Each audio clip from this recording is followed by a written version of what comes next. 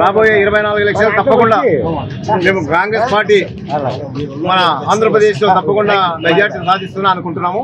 ప్రజల నోట్లో ఎవరి నోట్లో చూస్తే తప్పకుండా కాంగ్రెస్ పార్టీ శర్మలు వచ్చిన తర్వాత ఆంధ్రప్రదేశ్లో ఉన్నటువంటి కార్యకర్తల అందరికీ ఉత్సాహం వచ్చింది. ఓకే, అంటే జగన్ గారు ఉండగా కాంగ్రెస్ బలపడదంటున్నారు. మరి ఒకప్పుడు ఆయన 5 సంవత్సరాలు చేసినటువంటి ఘనత ప్రతి ఒక్కరు చేసిన విషయమే. ఆంధ్రప్రదేశ్ సర్వనాశనం చేసినటువంటి జగన్ గారు పరిపాలన ఎప్పుడూ ఆంధ్రప్రదేశ్ తరిమి వేస్తారని చెప్పి ప్రజలు కాసుకు కూర్చున్నారు.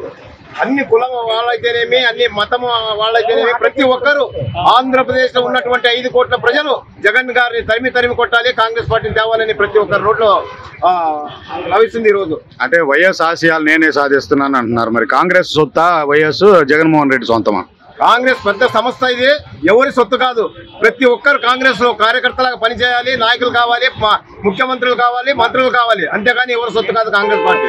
అంటే జగన్మోహన్ రెడ్డి గారు అనుకున్న మేరకు ఏం చేయలేదా ఈ 4.5 సంవత్సరాలు? జగన్మోహన్ రెడ్డి సర్వనాశనం చేశారు. ఈ రోజు జగన్మోహన్ రెడ్డి గారు 2019 ఓట్లు వేసింది వైఎస్ రాజశేఖర రెడ్డి గారి కొడుకని చెప్పి. రాజశేఖర రెడ్డి గారు మన ఆంధ్రప్రదేశ్ 6 సంవత్సరాలు ఎట్లా అభివృద్ధి చేశారు, దానికి డబల్ చేస్తారు ఇవ్వకని చెప్పి ఆయనకు ఓట్లు వేశారు. కానీ ఆయన ఒక సైకోలాగా ప్రవర్తించి ప్రజల్ని నడిమి ఇరుకొట్టారు ఆంధ్రప్రదేశ్ లో. అంటే 2024 ఎలా ఉండబోతుంది ఎన్నికలు కాంగ్రెస్ పరంగా? కాంగ్రెస్ పార్టీ ఈ రోజు మన 10 సంవత్సరాల నుంచి ఆంధ్రప్రదేశ్ లో కాంగ్రెస్ పార్టీ మాయమైపోయిందని ప్రతి ఒక్కరు అనుకున్నారు. ఈ రోజు శర్మలు వచ్చిన తర్వాత కాంగ్రెస్ పార్టీ ఈ రోజు చూస్తే ఎంత వైభవంగా వచ్చిందో అందరికి తెలిసిన విషయం ఇది. అంటే పాత లీడర్లు అందరూ మళ్ళీ వస్తారనుకుంటున్నారా? మేము అనుకుంటున్నాము దాదాపు ఒక 50% ఆంధ్రప్రదేశ్ నుంచి కాంగ్రెస్ పార్టీలో వస్తారని చెప్పి నమ్మకం ఉంది. ఈ రోజు జగన్ గారు దాదాపు 70 నుంచి 80 మంది ఎమ్మెల్యేలకు టికెట్ ఇవ్వలేదని చెప్తున్నారు. అయితే కూడా వాళ్ళంతా కాంగ్రెస్ పార్టీలో వచ్చి షర్మిల నాయకత్వంలో, గిడుగు రుద్రరాజు గారి నాయకత్వం తప్పకుండా కాంగ్రెస్ పార్టీ అత్యధిక మెజార్టీ సాధించి ఆంధ్రప్రదేశ్లో, తెలంగాణలో, కర్ణాటకలో, తెలంగాణలో ఎలాగ సాధించిందో ఆంధ్రప్రదేశ్లో కాంగ్రెస్ పార్టీ వస్తుందని చెప్పి నమ్మకంతో ఈరోజు నేను మనస్ఫూర్తిగా ఆత్మసాక్షి చెప్తున్నాను. 2014లో అనంతపూర్ జిల్లా గుంతకల్ నుంచి ఎమ్మెల్యేగా పోటీ చేసిన, 2019లో పోటీ చేసిన. కానీ 10 సంవత్సరాల కాలంగా ఎప్పుడూ లేనటువంటి ఒక వింత అనుకోవాలి ఈరోజు షర్మిల కాంగ్రెస్ పార్టీలోకి రావడము.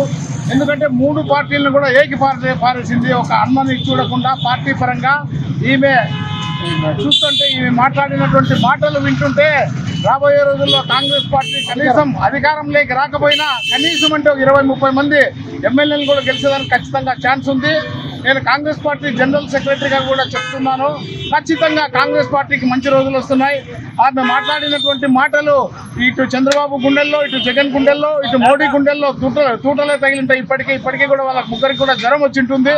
ఎందుకంటే నరేంద్ర మోడీ చేసినటువంటి మాయ కూడా ప్రజలందరికీ కూడా షర్మిల గారు వర్ణించి చెప్పింది. మరి అదేవిధంగా చంద్రబాబు చేసినటువంటి మోసాన్ని కూడా రాజధాని కేవలం అట్టర్ ట్రాప్ చేసి కేవలం దీని మీద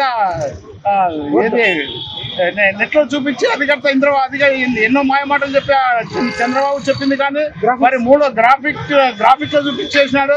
కానీ అంతో ఇంత కొంతవరకు అయితే చేశాడు, అది కూడా ఒప్పుకోవచ్చు. మరి పూర్తిగా అన్యాయం అంటూ లేదు. మరి జగన్మోహన్ రెడ్డి గారు పూర్తిగా అన్యాయం చేశారు. ఒక రాజధాని కాదు 3 రాజధానులు కడతామని చెప్పేసి ఇప్పటి వరకు కూడా 3 ఇటుకలు కూడా పెట్టిన పాపాన ఈ జగన్మోహన్ రెడ్డి పోలేదు. కాబట్టి దీనన్నింటినీ కూడా దృష్టిలో ఉంచుకొని షర్మిల గారు ఒకటే రైతు పరంగా కూడా పోలవరం ప్రాజెక్టు ఖచ్చితంగా నిర్మించి తీరుతాము, రాజశేఖర రెడ్డి అది ఆశయాలు కళ నెరవేరుస్తామని చెప్పేసి కూడా ప్రతిజ్ఞ చేసింది. మరి మేమంతా కూడా కాంగ్రెస్ పార్టీలో గత 10 సంవత్సరాల కాలంగా కాంగ్రెస్ పార్టీకి పనిచేస్తున్నాము. ఇప్పుడు కూడా షర్మిల గారి అడుగుజాడల్లో నడుస్తూ రాబోయే రోజుల్లో ఖచ్చితంగా కాంగ్రెస్ పార్టీని అధికారంలోకి తెస్తామని చెప్పేసి నేను మీ ఛానల్ ద్వారా. అంటే వైసీపీ ఉండగా కాంగ్రెస్ ఎలా అధికారంలోకి వచ్చింది అనుకున్నారు? ఒకే ఓటు బ్యాంక్ కదా. వైసీపీది అయిపోయిందండి. వైసీపీది 2014 సంవత్సరంలో రాష్ట్రం విడిపోయినప్పుడు హోరీ పోటీ ఉండింది. చంద్రబాబు నాయుడు గారు రైతు రుణమాఫీ వల్ల బయటపడినాడు.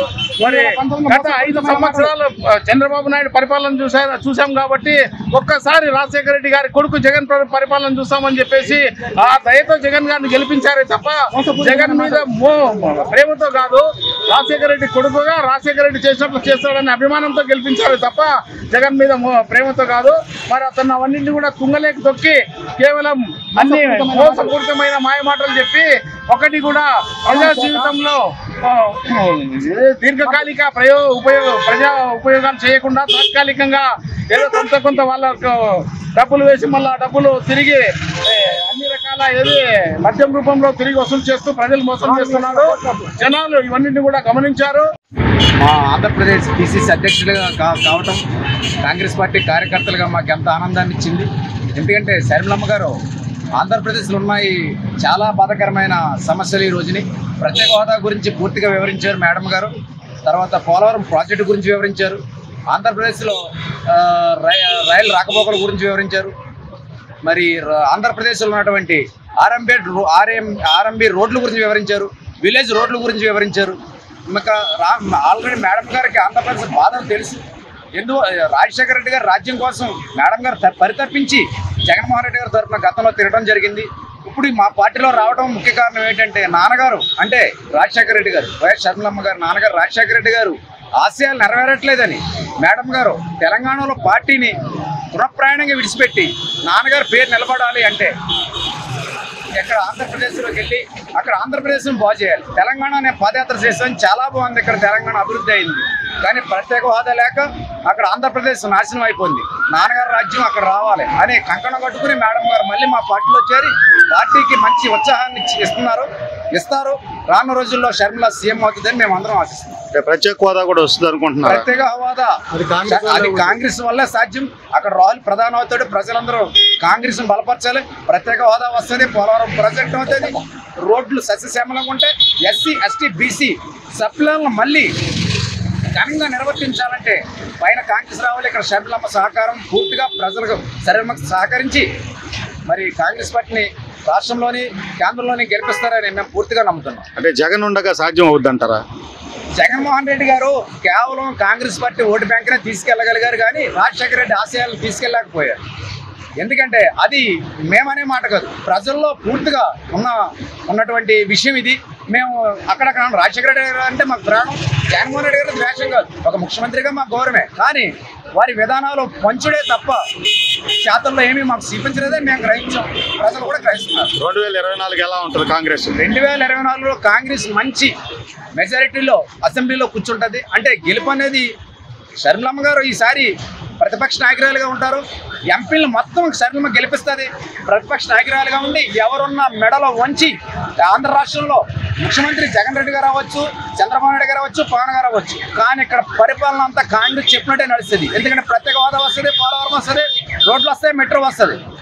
జగన్ ఉండగా షర్మిలమ్మకి ఎట్లా వస్తాయి సీట్లు? వస్తుందండి. ఎట్లా ఓట్లు ఒకటే కదా, కాంగ్రెస్ ఓట్లు వైసీపీ ఓట్లు ఒకటే కదా. ఏమండి ఒక్క ఓటుతోనే గెలిపోవడం ఉంటాయి. మేము షర్మిలమ్మ సీఎం అవుతుంది అనలేదు.